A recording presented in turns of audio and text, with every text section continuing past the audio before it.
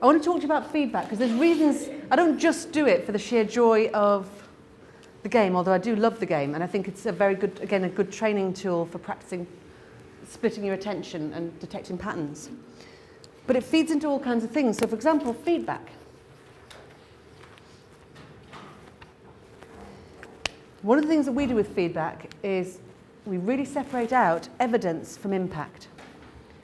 So, for example, if I'm giving you feedback, if you're doing some training and maybe you're doing a trainer training, you've done some work, I've watched you, I'm going to give you feedback, I can't say, you were really confident.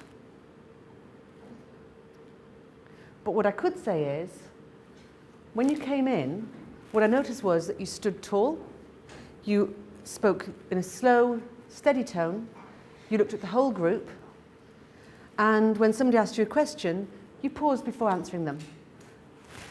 That, for me, I really felt that you were confident with that group. Because there may be some other people who would say, when you came in, you stood up really rigid, or they could still say you stood tall, you looked at everyone and you paused before answering. That, for me, meant that you were rigid, slow, and didn't know your stuff. Yeah, so it's not keeping those things together, but pulling them apart. So what worked well? What's the evidence? What's the impact? But to do this stuff, you have to be a good observer. To give feedback well, you can't have your attention on your own stuff. You have to be observing and listening what's happening around you. And that's what this game teaches you, is to really get your attention external. So feedback, clean feedback goes, what worked well? Evidence, impact. What didn't work so well? Evidence, impact. What would work better? What would I prefer?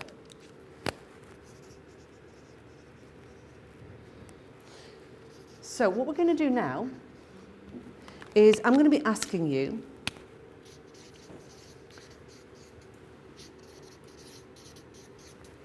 to just have a think about what we've covered so far today. All the things that I've done. And very specifically, to think of one thing that I've done that you can describe that's worked well for you and why it worked well. What's one thing I've done that didn't work well for you? What happened? Why didn't it work so well? What was it like? For that one thing, that specific one thing, what would you have preferred to have seen or heard me do? And what difference would that have made? This is just to practice it, because then we're going to give it with each other. I'd rather you practiced on me. Okay? And you've probably been introduced to these before, but we're going to use, and I have to thank Matthew Hudson for this as an idea. When I was teaching Matthew clean feedback, he got himself a duplicate book. And every time he wanted to give somebody feedback, he wrote it in his duplicate book and just gave them the top copy. Because I'd told him that it was good to keep a copy of your feedback to look through it later and look at the things that were important to you. So he did it. And I thought, that's fantastic. What a great idea. So Cricket and I then got some of these printed. So you fill it out. And we've got very specific language here. Something you did that worked well for me was, I interpret this as meaning.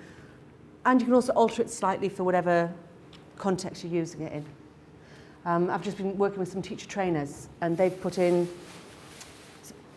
people who train trainee teachers, and they've put in something that worked well during this lesson was, it showed that you can, and they've changed it to that language, but we'll use this one.